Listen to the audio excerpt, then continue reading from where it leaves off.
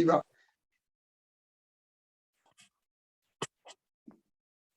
Bien. C'est un mamar que le Rabbi a prononcé il y a 40 ans, en 83, Vavadar, Shabbat Parashat Trouma.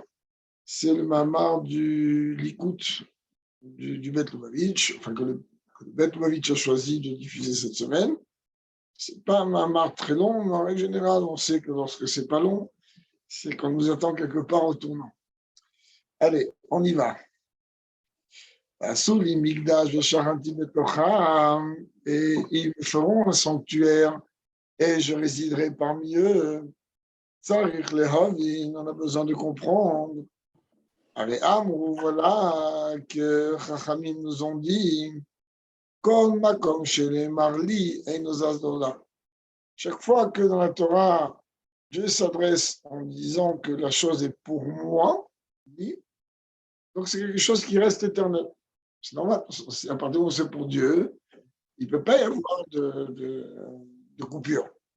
Mais là, à Kamouvan, on peut poser, et la question elle saute aux yeux et aux oreilles. Là, la Torah elle est en train de parler du sanctuaire. Comment tu peux venir me dire que ça ne bouge pas? Bon, c'est possible que Dieu peut venir dire ils feront pour moi un sanctuaire. Il y en a eu 3 en tout déjà, parce qu'il y a eu le Mishkan de Moshe, il y a eu le premier Beth Amikdash et le deuxième. Et même déjà le Mishkan en lui-même de Moshe, il y a eu plusieurs transformations. Le sanctuaire, c'est l'endroit dans lequel on faisait les corbanotes dans le désert. C'est ça. Voilà. Qui a été remplacé bien après par le Beth Amikdash. Pareil. Donc, le Mishkan de Moshe, il a subi plusieurs changements. Plus que ça, le premier et le deuxième Beth Amikdash, celui qu'a construit Shlomo et le deuxième qui a été construit à l'époque de Ezra, ils ont été détruits. Non, on parle du Mishkan. À l'époque de Moshe, c'était un Mishkan. C'était un petit Beth Amikdash. Ouais, dans le désert. Oui, il était transportable. Ouais, okay. On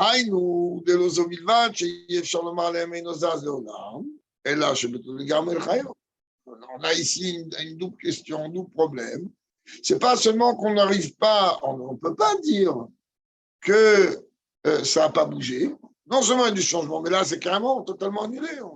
C'est pas du tout. Il n'y a plus rien. Première question, comment c'est possible qu'il est écrit ils feront pour moi, c'est le langage li qui veut dire en vérité quelque chose qui a un caractère éternel.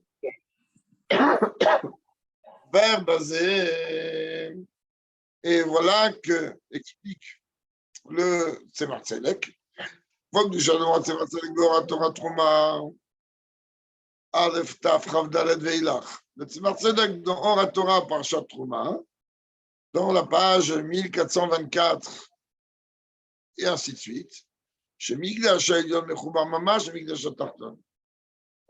Qu'il y a de la même manière qu'il y a ce que l'on appelle la Jérusalem d'en bas et la Jérusalem d'en haut. Juste une toute petite parenthèse, qu'on comprenne bien. Le monde de Assia, le monde dans lequel on se trouve, il est en vérité, il comporte 2 niveaux. Tout ce qui est matériel comporte 2 niveaux. Dans le matériel, on a la matière et on a le divin qui permet à la matière d'exister. Donc, dans le monde de Assia, c'est qu'en vérité, même si on parle que de 4 mondes, en vérité, il y en a 5. C'est-à-dire que dans le monde de Assia, ce monde-là dans lequel il y a le Assia matériel, physique, et il y a au-dessus de lui l'âme de ce monde, c'est-à-dire le Assia spirituel. Et les Chachamim viennent nous dire que le Beth Amikdash matériel, il est superposé avec le Beth Amikdash spirituel. Donc, le Tzemar Tzedek rapporte cela. Et il dit que le Mikdash à Elion, il est Mechoubar, le Mamash, il est en connexion totale avec le Mikdash Tarton. que, comme c'est marqué là-bas dans le verset dans Tehillim, Yerushalayim reconstruite, ville dans laquelle tout le monde est rattaché. Yerushalayim, c'est qui tout le monde? De quoi on parle ici? Il va tout simplement, la ville de Yerushalayim, elle unifie la Jérusalem d'en haut et la Jérusalem d'en bas. Et il y a tout un mot dans le Talmud qui dit Dieu promet, Avraham Fried en a fait une très belle chanson, sans vouloir faire de publicité, où Dieu promet je ne viendrai pas dans la Jérusalem d'en haut tant que je ne viendrai pas dans la Jérusalem d'en bas. C'est-à-dire que le Beth Amikdash est considéré comme le trône, d'accord? Dieu dit, ben, si je ne m'assois pas en bas, si je ne me dévoile pas en bas dans le Beth Amikdash, ce n'est pas la peine d'être jaloux. Même dans le Beth Amikdash spirituel, il n'y a pas. C'est où il y a les deux, où il n'y a rien.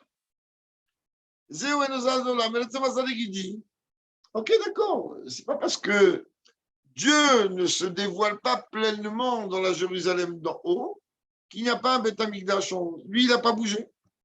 Et en vérité, quand on dit Enozaz Leolam, quand on dit Vasulim Mikdash, ils feront pour moi un sanctuaire, et que ce sanctuaire, il va exister in aeternam, eh bien, on parle de la Jérusalem d'en haut.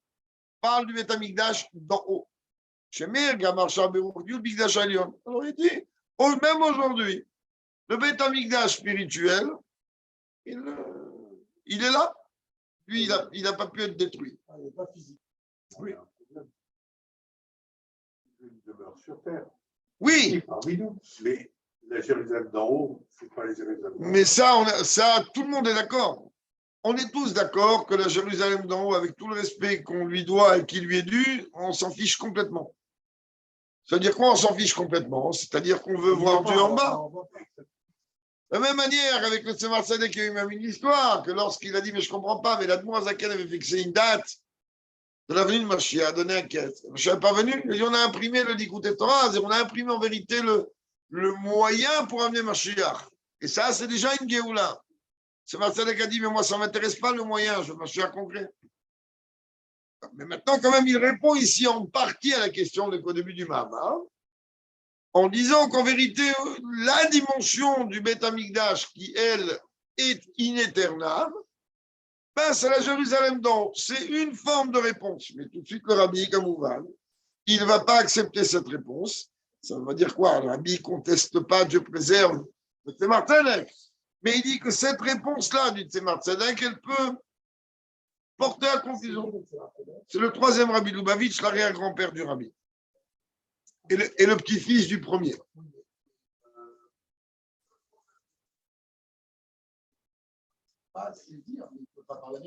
Non, c'est quand on dit il conteste, c'est-à-dire qu'il veut pousser le raisonnement beaucoup plus loin que ça. C'est clair. C'est dans un livre ce qu'on va dire, c'est Martin qui a écrit, oui. Et il dit bon, moi. C'est bien, mais il y a des questions à poser là-dessus. La Torah, elle est là pour aussi des fois. אמנם לכאורה העניין זה שער למקדש שלם ברוחניות, אבל מה זה שער למקדש רגש ושער מה זה מקדש ולזולת? רבי dit c'est très bien. Moi je ne discute pas ce qu'il dit, on n'a rien compris. C'est Martin. Mais dans la paracha, on est en train de nous parler de quoi? Non pas du Beth Amikdash céleste, mais du Beth Amikdash terrestre, et c'est de lui qu'on dit qu'il ne bougera pas. De lui, puisque c'est de lui que Dieu demande qu'on fasse pour lui. Donc, ça ne marche pas réellement. Je marche. Hein? Non. Non, le terrestre. Oui. יש לומר שלכן בעקבות קדושת מועט צמח צדק עוד ביאור על פי מה שנאמר ועשים להם מקדש מעט. Et c'est pour ça qu'on est צמח צדק.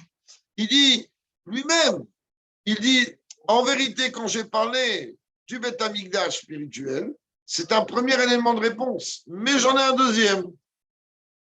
Et le deuxième, en vérité, il correspond beaucoup plus il apporte beaucoup plus de réponse à notre question. La Gemara dans Megillah, justement, elle dit, Vasim lahem mikdash me'at. Dieu a dit que je vais placer dans chaque génération un petit Beth Amikdash. C'est quoi le petit Beth Amikdash? Dans Razal, Rachamim disent Elu Bate Knesiot de Bate Midrashot. Ça veut dire chaque Beth Knesset, chaque Beth Midrash, c'est un Beth Amikdash. Comme ça, la Gemara tranche dans Megillah au début. Et donc là, tu vois bien que de tout temps, même en temps d'exil, il y a Bate Knesiot Bet Midrashot Mikdash Mehat. Donc là, effectivement, on s'applique la dimension que le Beth Amikdash ne bougera pas, il sera constant. Ces lois dans toutes les synagogues, puisqu'il y a des Sefer Torah, il est partout, il y a des synagogues, il y a des points de repère avec tout ce qu'il faut dedans. Ça, c'est une deuxième réponse du Tzemach. Très bien.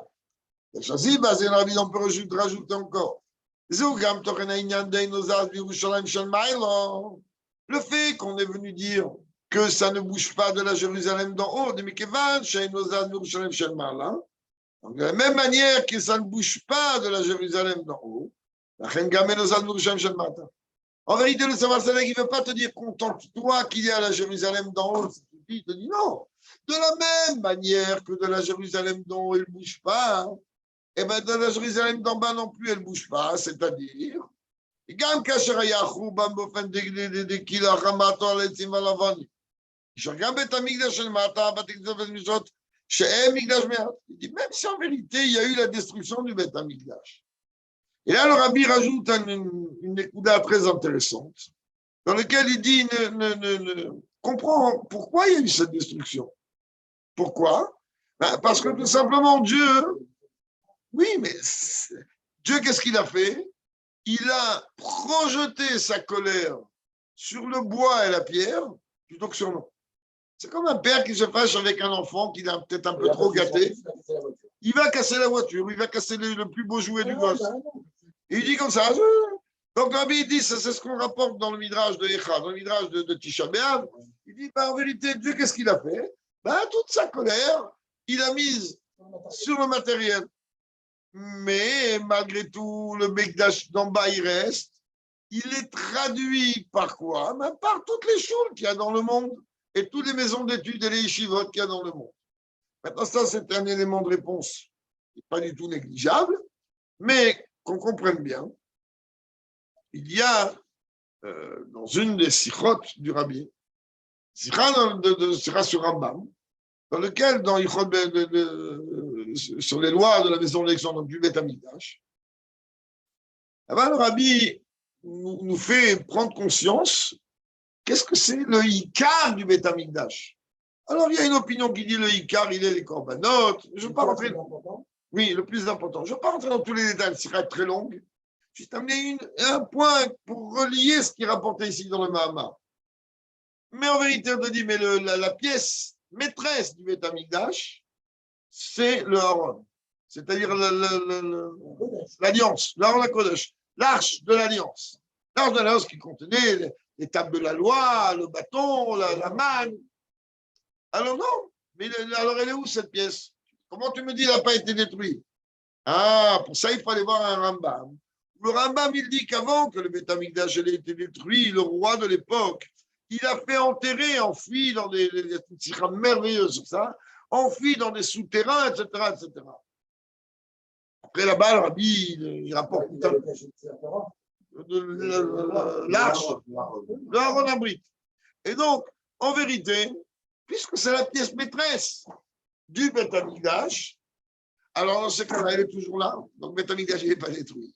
Ce qui a été détruit, c'est juste la facette extérieure du Beth Amikdash, les murs, le mobilier, le Beth Amikdash. Mais le Beth Amikdash en lui-même, étant donné qu'il est en vérité la pièce maîtresse du Beth Amikdash, c'est l'arche de l'Alliance, l'Aaron Abrit. Celui-là, il est là, ok, il est dans une. Il y avait deux endroits, les Khatrila. Je ne vais pas m'en revenir sur toute la sikha. Donc en vérité, le Rabbi, il dit, il n'opte pas dans le Mahamar pour cet élément de réponse. Dans le Mahamar, le Rabbi dit tout simplement, il y a une Gemara dans la Seret Megillah qui dit clairement que c'est quoi le Mikdash Mehat? C'est quoi le petit Beth Amikdash? Ce sont tout simplement les choules et les yeshivot, et ça, il y en a partout. Le Rabbi dit, hein? Bon, frère. Omnam, c'est les avis. Mais malgré tout, on a besoin de comprendre. Ma'u achidush shebinyan hamikdash shebo yeshna hashrat hashrina, ve'ektiv et hasharet animal. Haïnu shelekuto itbar nitzav bechol makom. Alors, Rabbi dit maintenant, mais moi, je ne comprends pas. C'est quoi ce chidouche? C'est quoi cette dimension-là particulière que tu es en train de me dire que dans le Beth Amikdash, il y a la résidence de Dieu, mais il y a un endroit qui est vide de Dieu? Non. Le Zohar, il dit, le Rabbi ne rapporte pas cette référence spécifiquement là, mais le Zohar, il dit, il n'y a pas un endroit vide de Dieu. Alors, qu'est-ce que tu as à me dire? Mais tu comprends, le Beth Amikdash, c'est quoi, hein? C'est le fait que Dieu, il réside dans le monde. Dieu, il réside dans le monde parce qu'il n'y a rien qui... Il est le contenant, il n'est pas le contenu. Donc, tout est contenu en lui. À partir de là, Dieu est partout. Puisque Dieu est partout. Alors, ok, qu'il y a un Beth Amikdash, qu'il n'y ait pas de Beth Amikdash, que ça va changer. Et là, Prinat Zobelo, Kouché, Charno, Marale, Atom, Marale, Prinat, Memale, Kolal, Mine, la gamme, Prinat, Nishen, Maïlo, Memale, Kolal, Mine, oui, gamme, sauf Kolal, Mine. Alors, il dit, comprends bien, quand on dit que Dieu, il est partout, hein? Tu crois que Dieu, Oui, tu diras, c'est du matériel, oui, Dieu est partout. Alors, hein? non, il va pas prier chez lui. Ça n'a rien à voir avec prier ici. C'est la présence. Donc, oui, mais là, c'est un débat à part entière. La réponse est élémentaire, mais j'aimerais qu'on termine le Mahama. Dieu, il est le contenant. Et le fait que Dieu soit illimité et qu'il ait ouvert une possibilité à l'antithèse du divin, c'est-à-dire à toutes les forces du mal et toutes les forces négatives d'exister, et d'ailleurs, ces forces-là, d'où elles tirent leur force et leur vitalité? Que de la Gdusha. Ça, c'est un autre débat. C'est un débat auquel ce n'est pas réellement le sujet. Après qu'on aura fini le Zoom, je vais te répondre avec l'aide de Dieu. Donc, Rabbi dit que pas seulement le niveau de Dieu qui emplit les mondes, parce qu'il y a un niveau qui emplit, il y a un niveau qui contourne. Alors, il dit tous les niveaux-là, ils sont là. Donc, puisque tous les niveaux de Dieu, que ce soit les niveaux, la facette divine la plus grande ou la facette divine la moins grande, c'est-à-dire celle qui s'exprime dans le monde ou celle qui est au-delà du monde, tout est là. À quoi il sert Beth Amikdash? Il vient faire quoi Beth Amikdash ici? Il ne sert à rien. Il ne sert à rien, ça veut dire que concrètement, que ça va amener de plus. Dieu est là, ok, on ne le voit pas. Ça fait partie du galout. Et même si tu veux, toi, me dire que le dévoilement de Dieu, la projection du divin ici-bas, doit s'établir à travers le service de Dieu de l'homme. D'ailleurs, nous ne comprenons toujours pas. Qu'est-ce que ça va faire? Vous ferez pour moi un sanctuaire. Qu'est-ce qu'on a besoin? Là, il va commencer à expliquer petit à petit. Sujet comme ça. Comme c'est expliqué dans le Tanya, dans les 2 derniers chapitres, commencez par le 51.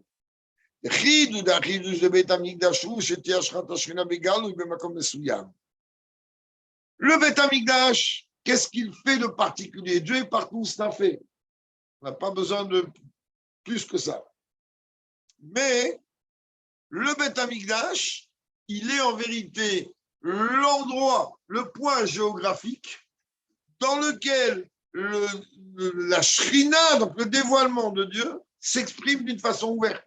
Celui qui avait à l'époque du Beth Amikdash une crise de foi, comme on dit pour rigoler, c'était un problème. Dieu, il est où, il n'est pas où, il existe moins. Il allait à Yerushalayim, il voyait tous les miracles qui se passaient là-bas, et automatiquement, il n'avait plus de problème de foi.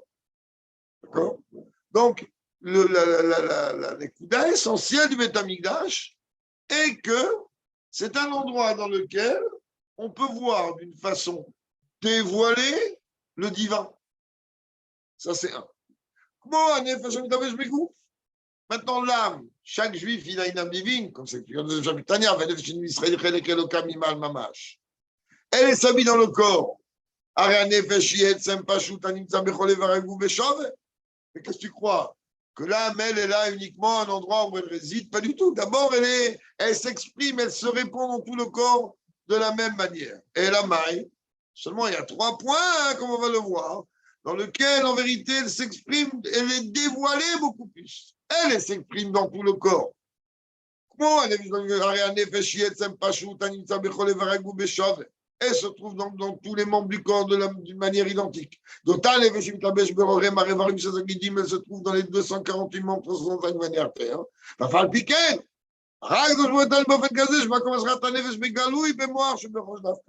Mais on voit quand même qu'on est en train de nous parler du quartier général.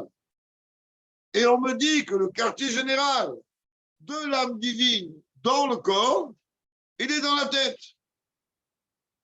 Et il n'est pas que dans la tête. Rabbi ne veut pas entrer ici dans plus de détails parce que ce n'est pas réellement lié avec le Mahama.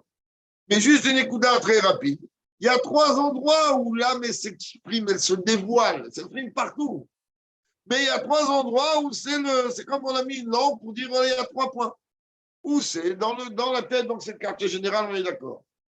Dans le cœur, dans le côté droit du cœur, face au quartier général de l'âme animale qui est dans le côté gauche du cœur, et dans le foie.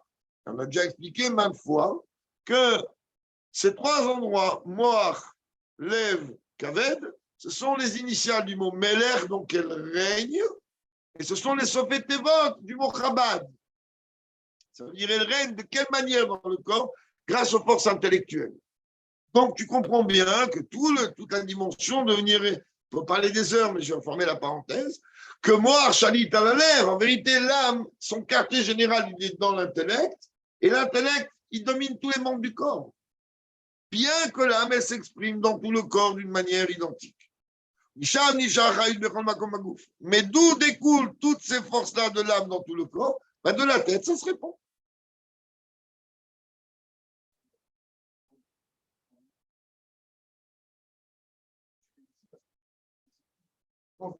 Même s'il a les doigts sur le sujet, il peut plus. Mais c'est vrai. C'est vrai qu'on peut tirer sur le cerveau. C'est ça ou pas? Quelque part. Mais un gars, il n'a pas d'âme divine. Et c'est pareil quand on est en train de parler du Beth Amikdash. Chez moi, que là-bas, la résidence de Dieu, elle est d'une manière dévoilée. Et de là-bas, va être projetée, va découler la vitalité, la lumière de Dieu dans l'univers entier, dans le monde entier. Et là, je vais être dehors, et dit en vérité, il y a 2 opinions de quelle manière cette vitalité est projetée dans le monde. Comme c'est expliqué ailleurs, il dit, il dit,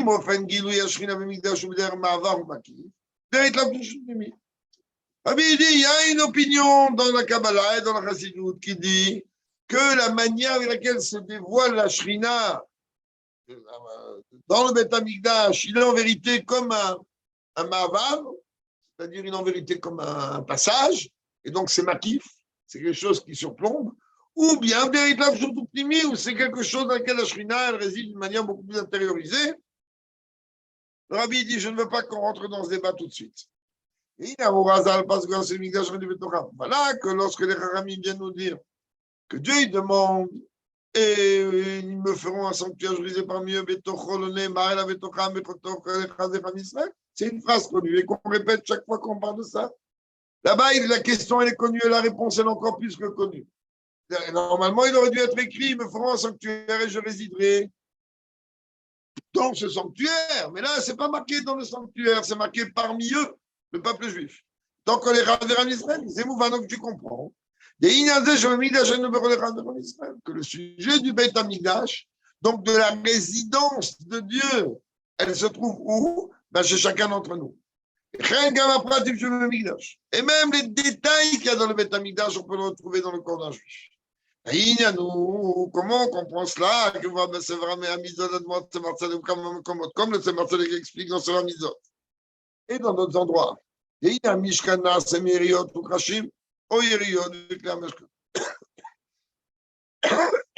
quoi est fait et constitué le Mishkan? Le Mishkan était constitué de tentures et de poutres, ou de tentures et tous les ustensiles du Mishkan. En vérité, qu'est-ce que c'est qu'une tenture? Une tenture, c'est quelque chose dans le Mishkan, elle était posée au-dessus. C'est comme quelque chose qui recouvre. C'est ce qu'on appelle les niveaux qui sont makif, c'est-à-dire des dimensions divines qui ne s'imprègnent pas dans le monde, mais qui agissent dans le monde de là où elles se trouvent. Et il y a d'autres dimensions qui agissent d'une façon intériorisée, ce qu'on appelle de la même manière. Nous aussi, on a des forces intérieures et on a des forces extérieures. Il va expliquer, c'est pour ça que je ne développe pas. C'est pareil quand on parle du service de Dieu de chacun d'entre nous. Nous, chez nous, en général, notre forme, notre service de Dieu se répartit de deux manières. Il y a deux sujets qui sont intériorisés et des sujets qui sont extériorisés. Comme c'est marqué là-bas dans tes livres,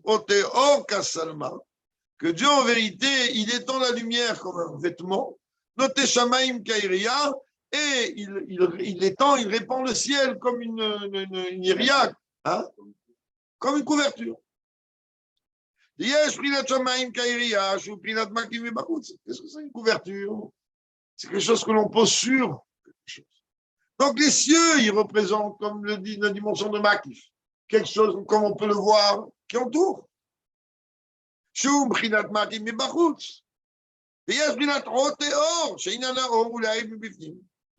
Alors que la lumière, elle brille jusqu'à l'intérieur. Donc en vérité, tout son travail, elle, comme c'était au Beth Amikdash, que la menorah qui avait dans le Beth Amikdash, elle ne servait pas à éclairer le Beth Amikdash, elle servait à éclairer l'extérieur, pour ça que même les fenêtres étaient faites d'une manière inversée, pour montrer qu'on voulait éclairer dedans, de la même manière. Donc la lumière, en vérité, quand on parle dehors, on parle de quelque chose de pnimi, d'intériorisé, pour éclairer l'extérieur. Alors que quand on parle de Yéria, on parle du ciel, lui, l'extérieur.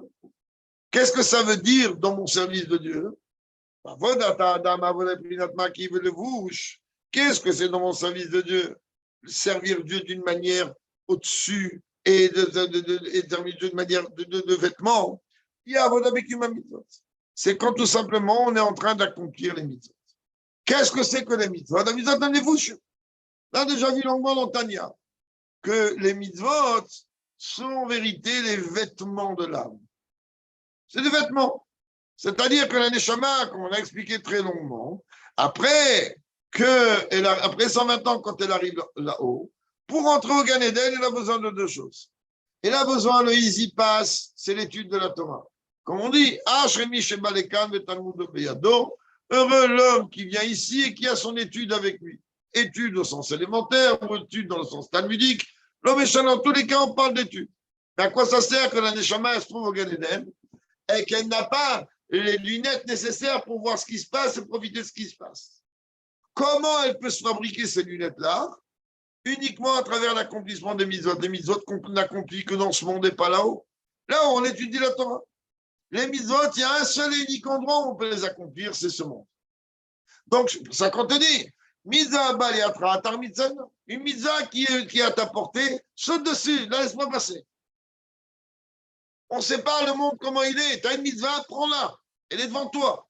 Arrête de réfléchir, peu importe. Qu'est-ce que c'est comme mitzvah? On sait très bien, pour fermer la parenthèse, quand Dieu préserve, on rentre dans un cimetière, alors on doit ranger les tzitzit. Pourquoi? Avec l'arrache. Il ne faut pas taquiner le pauvre, c'est-à-dire celui qui ne peut pas accomplir une mitzvah, lui, il ne peut pas. Quand il regarde les tzitzit, le mort, il a envie de nous tuer. Il regarde-les, ceux-là. Avec un rien, avec un morceau de laine, ils accomplissent la mitzvah de tzitzit. Waouh! Et moi, je ne peux pas. Niftar, ça vient du langage pato mina mitzvot. Je ne peux plus. Aïe, aïe, aïe. Il demande à Dieu, laisse-moi descendre. Même une minute, accomplir une mitzvah matérielle. Pourquoi Moshe voulait rentrer en Israël? Faire du tourisme, je ne sais pas où. Moshe, il dit à Dieu, laisse-moi accomplir une mitzvah matérielle. Tout le sens des mitzvahs matérielles, c'est d'appliquer ici en Israël, encore plus que partout ailleurs. Donc, il dit que les mitzvot représentent les vouchim, les vêtements. Comme c'est expliqué dans Tanya, au début, dans le 3e chapitre, en fait, que le mitzvot, elle représente la dimension de levouche, un vêtement. À quoi sert un vêtement? Un vêtement, en vérité, ça sert à me réchauffer, ça sert à me donner une personnalité, Oui, c'est bien. Oui. Non. Il y a les misotes, ils sont les bouchis. Non, la combinaison de misotes, c'est le bouche. Le bouche makif. Pas tout le temps, maintenant il va expliquer plus loin. Yesh, mais mitzvot bet prinot. Dans les mitzvot, il y a deux niveaux. Non, ça ne bet prinot à cladiot, je veux mitzvot. En dehors des deux niveaux globaux, je fais des mitzvot. À mitzvot, je n'ai pas les matins, mitzvot qui fichent les mailles. Il y a les mitzvot qu'on accomplit dans la matérialité de ce monde. Il y a les mitzvot telles qu'elles sont dans leur source. Comme c'est marqué. Dans le verset que Dieu il transmet, il dit ses paroles à Yaakov, ses préceptes et ses lois à Israël. C'est-à-dire, ce que Dieu accomplit, il nous demande à nous d'accomplir. D'où le fait qu'on pose la question, les filines de Dieu, tel est un misa, etc. Et ce que Dieu il ordonne à nous de faire, lui déjà il fait. Si c'est au prix de la mise en mailles. Comment il a. C'est une bonne question.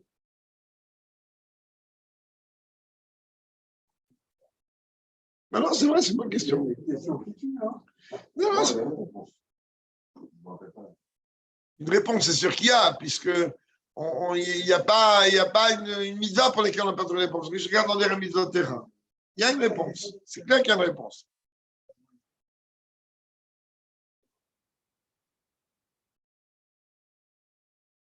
Il faut regarder bien dans les mises au terrain. Donc, ce que lui nous demande de faire, lui, il fait. Et il y a les mitzvot telles qu'elles sont, mitzvot amatzit baruchu, les mitzvot kaviachol de Dieu lui-même. Il est non sablasé, j'tambet prinot b'mitzvot shenemata gufa. Mais même dans les mitzvot, en bas, il y a deux formes de mitzvot. Il y a prinat makif akaro, prinat makif arok. Il y a les mitzvot qu'on appelle celles qui sont comme la dimension du vêtement, qui est proche, souka, déjà un peu plus loin, et une maison encore plus loin. Il y a ces deux dimensions. On va, mais il y a comme c'est expliqué à la fin de l'écoute des Torah. Je suis mitzvot, je m'apita vedat, je suis mitzvot, vedat. Il y a des mitzvot où il y a une logique. On est capable de comprendre une logique. Ça, c'est Makif Akarov. Il y a des mitzvot qui n'ont aucune logique de plus. Makif Akarov. Avant, il a pris la Pnimiutu, il y a la Torah. Et c'est quoi? Servir Dieu d'une manière intériorisée. C'est l'étude de la Torah. Comme le Tanya explique que la Torah est appelée nourriture, c'est marqué que ta Torah se trouve dans mes entrailles. Mais là-bas, on me dit quand même que Dieu, il étend la lumière comme un vêtement. C'est que même la lumière de la Torah, elle a cette dimension de vêtement de makif. Et où, parce que dans la Torah, il y a deux dimensions. Il y a la dimension de dévoiler de la Torah compréhensible avec l'intellect humain. Et il y a la dimension de partie intérieure de la Torah où il faut te casser la tête pour comprendre cette partie. Je ne sais pas qu'il n'est pas incompréhensible. Et par le fait qu'on accomplit, l'on fabrique, si l'on peut dire, noter Shamaim Karien. Oui, c'est ce qu'il dit. L'idée, c'est par le fait que l'on va en vérité fabriquer le Beth Amikdash au moins sous sa forme spirituelle. Avoda, Bebet Inanimel, ou forme de service de Dieu dans ce sujet-là, qui m'a mis dans la Torah, c'est-à-dire à travers l'accomplissement des mitzvot et l'étude de la Torah. Zochim Sheye, Vechenta, sous les Dorot. Ça, on va mériter que ce sera comme ça, et même pour toutes les générations, on peut mettre l'illuminati de l'avo dans le Beth Amikdash très rapidement de nos jours. Shalav Neemar Mikdashan Nekonenu Yadecha, sur lequel il écrit sanctuaire de tes mains, fabriqué des mains de Dieu. Gam Amishkan Amad Olam Bechen Abayit Shasan Shlomo Vedak Amikdash Taditchu Mikdashan Nekonu Yadecha Yebayit Yitzri. Qui me va besoin. C'est-à-dire en vérité tout ce qu'il y a eu avant le Mishkan et le premier, le deuxième Beth Amikdash. En vérité, il n'y a pas trois Beth Amikdash. Il n'y en a qu'un et c'est le dernier. Le premier et le deuxième, c'est tout simplement une achana au Beth Amikdash, une préparation au Beth Amikdash. Le véritable Beth Amikdash, lui, il est éternel. Le troisième Beth Amikdash, il va avoir en vérité la capacité, la supériorité des deux précédents. Le premier, il était merveilleux comme on n'a jamais vu. Le deuxième, mais il a duré 410 ans. Le deuxième, il était beaucoup plus pauvre, je dis bien beaucoup plus pauvre, à part les 5 points essentiels qu'il n'y avait pas là-bas. Il était beaucoup plus pauvre, mais il a duré 10 ans de plus. Alors le troisième, qu'est-ce qu'il va faire? Il dit, je vais associer les deux sauces de préparation, si on peut appeler ça comme ça. Eh ben, le troisième étamikdash, il sera plus beau que le premier et il sera plus long au niveau timing que le second, puisqu'il sera éternel, comme le Zohar dit. Mais en vérité, tout ça, ça ne peut aller qu'à partir du démarrage de la préparation à cela. Et le démarrage, c'est qui l'a fait? C'est Moshe Rabbeinu. C'est-à-dire Moshe Rabbeinu n'a rien fait du tout. C'est Betzalel qui a fait, c'est Eliav qui a fait. Très bien. Mais Moshe Rabbeinu, une fois qu'ils ont fait tout le qui s'est passé Rosh Chodesh Nissan, tout le monde a commencé à se regarder. Ils ont dit, on fait quoi avec ça? Ok, c'est très bien, tu as fait un buzz merveilleux, il y a tout ce qu'il faut, mais comment on peut lever les trucs aussi? Comment on peut? Alors Dieu lui a dit, pose ta main dessus, seulement il va se lever tout seul. C'est ce qui s'est passé, comme ça c'était avec la menorah, etc. Je crois que les Dorot qui peuvent changer comme ça doit être pour toutes les générations. Avec l'aide de Dieu, qui est très très prochainement, aujourd'hui même avec l'aide de Dieu, le troisième étamikdash, qui l'homme des Minyan Zevet Torah. Étant donné qu'on est en train d'étudier ces sujets-là dans la Torah est éternelle. Ou bifra que chez l'homme des Minyan Zevet Parashat Shavua, et surtout que là, on est en train de parler de quoi? D'un verset qui est dans la paracha de la semaine, qui a doigt, puis Gamad Moazak, comme c'est connu, le mot, le proverbe, le mot du Admoazaken, que la paracha de la semaine, c'est vivre avec son temps. Alors,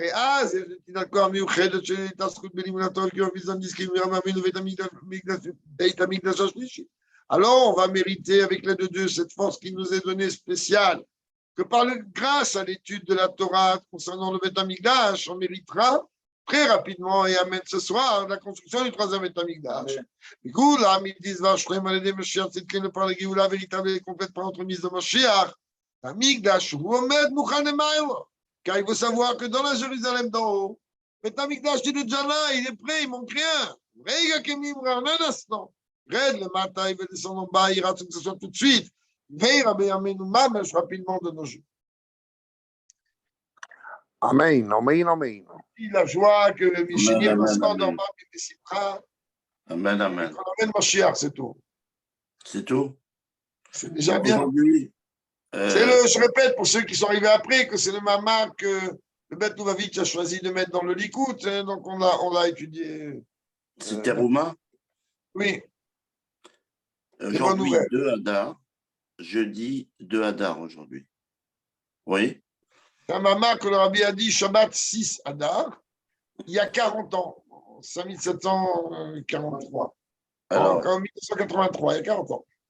Juste, je n'ai pas l'habitude de parler. Mais il faut parler. J'arrête l'enregistrement. Ben, continue, juste.